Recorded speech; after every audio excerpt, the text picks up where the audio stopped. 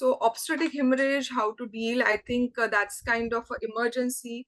And we just now saw what kind of situation we can come across. So let's have an overview of a lecture.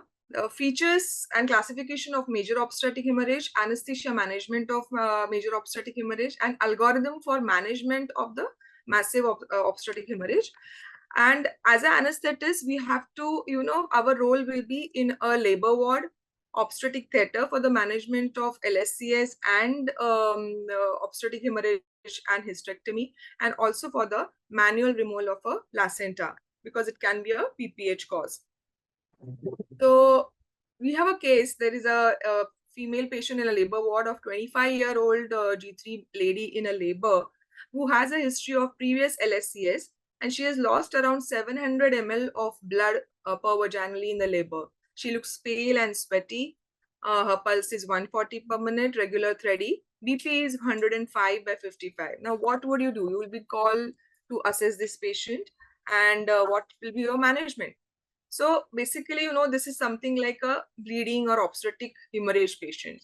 What are the definitions given for the obstetric hemorrhage? It's a sudden blood loss of more than 1,500 ml, that is about 25% of the blood volume, or blood loss which is more than 3,000 ml in less than 3 hours. That will be around 50% of the blood volume lost, and blood loss of 150 ml per minute in a 20 minutes. That is also 50% blood volume loss.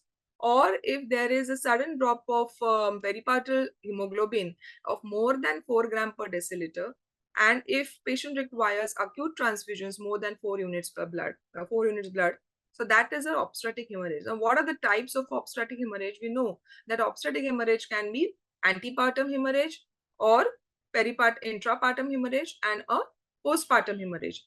Now, from the conception to the 20 to 25 weeks, 4 weeks of fetal viability, and after that, after 24 weeks, if the bleeding occurs in a pregnancy, it will be antepartum hemorrhage. Causes we'll see. And after delivery, within 24 hours, if the hemorrhage is there, it's a primary postpartum hemorrhage. And from 24 hours of delivery to 6 weeks, it will be secondary. During delivery, if any kind of bleeding is there, it is intrapartum hemorrhage. So in a antepartum hemorrhage, we see these two causes, that is placenta previa. Placenta previa is encroachment of the placenta upon the cervical os. So there are 4 grades. The lower lying placenta in the lower uterine segment that doesn't reach the os, it's a grade 1. The placenta reaches the os marginally, grade 2. Grade 3 will be placenta covering the os but positioned to one side, that is partial, and placenta position squarely over the os itself, that is complete placenta previa, that is grade 4. Placental abruption. What is that? It's a premature placental abrasion and placenta previa, causes of antepartum hemorrhage. The placental abrasion, as it is a premature separation of the implanted placenta from the uterine wall, and the causes will be hypertension or trauma, multiparity. Painful vaginal bleeding will be the symptoms of this placental abrasion. Vaginal bleeding not always present. It can be a concealed bleeding, and it can lead to uterine contractions. The diagnosis of placental separation, it will be like a clinical suspicion. Suddenly the patient will come with or without pain. But the ultrasound can be poorly sensitive because there can be a concealed hemorrhage, but laboratory might show some coagulopathy. Placenta previa. Placenta previa will be, as we know, that placenta will be overlapping and implanting the os. So the risk factors will be whenever there is multiple gestations or there is multiple induced abortions or advanced maternal age. But this bleeding of placenta previa can be a painless, bright red vaginal bleeding.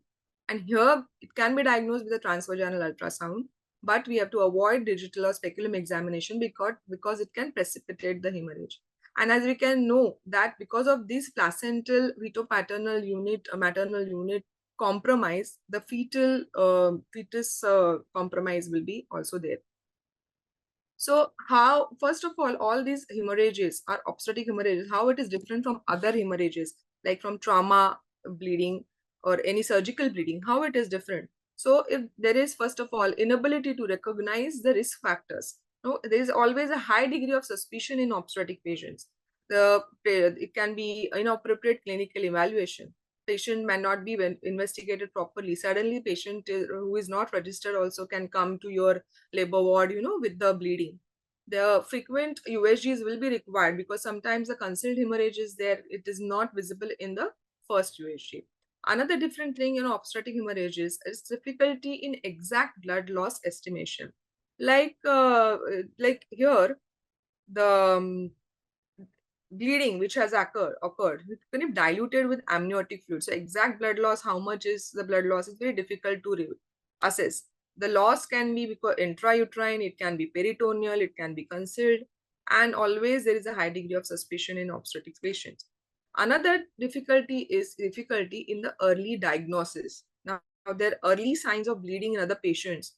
They might mimic the normal physiological changes of pregnancy, like pregnant patient having dilutional anemia, or there is an increased heart rate, increased respiratory rate. The early signs of shock, like increased pulse rate, tachycardia, they might have been masked by the normal physiological changes of pregnancy. So mother loses around 35 to 40% of the blood of its volume. Till then, these signs might not have come. So there will be delay in this diagnosis. And suddenly the patient can have a rapid collapse. That's the difference in the OH, obstetric hemorrhage. Also, the other the important thing is it high uteroplacental blood flow. The uteroplacental unit receives around, the uterus has a 10% of the cardiac output. So there is massive, whenever there is uterine bleeding, there could be a very high degree or a loss of a blood volume. So how would you assess basically this blood loss? Now, the losses can be have to assessed by the soaked bed sheets or pads. They could be estimated. Then the signs like tachycardia, blood pressure, capillary refill time, skin color, and level of consciousness, they can be assessed. But there can be always a underestimation due to the hidden losses. There can be some concealed hemorrhage, and you might miss the diagnosis. So we can always remember this classification of hypovolemic shock, where we have class 1, 2, 3, 4. When the 4 is more than 2000 ml of blood loss has occurred, that is coming to around more than 40% of the blood volume has been lost. And the signs like pulse rate, BP, then pulse wave amplitude, capillary refill time, respiratory rate, urine output, these are the factors which have to be considered. And also lastly, the mentation has to be taken care to assess the how much degree is the hypovolemic shock. Quantification of blood loss in OH patients and obstetric patient is very important. There is this pictorial reference guidance to aid the visual estimation of blood loss in OH, like the full kidney tray, which is filled with the blood, is around approximately 500 ml. Then soaked pads, etc. We have to, always keep on reassessing the blood loss. Some of the simple methods like weighing the blood soaked material or clots, like we should see the dry weight of like mop or something, and when it is wet, that weight should be weighed. So around 1 gram is equal to 1 ml. So the 140 gram of a wet weight minus the 40 grams of a dry weight, so it will come out to about 100 ml of blood loss. So that can be also assessed. Then there are these specific brass bead reps placed under the woman, which will help to, separate the amniotic fluid and other debris from the blood, so that the correct estimation of the blood loss can be done. But how to diagnose this early? We have some, guidance for us. Like there is rule of 30. What is the rule of 30? It is diagnosing the 30% of a blood volume is lost. Whenever the systolic blood pressure drop by 30%, whenever there is increased heart rate by 30%, whenever the increased respiratory rate more than 30 per minute, if hemoglobin or PCV is dropping to 30% by 30%, and urine output decreasing to 30 ml per hour, the patient is likely to have lost about 30% of a blood volume. There is another index, which is shock index, which is defined as heart rate divided by the systolic blood pressure. Is normally up to 0.9 in obstetrics. It can also aid in earlier recognition. we have this MEOS chart, which is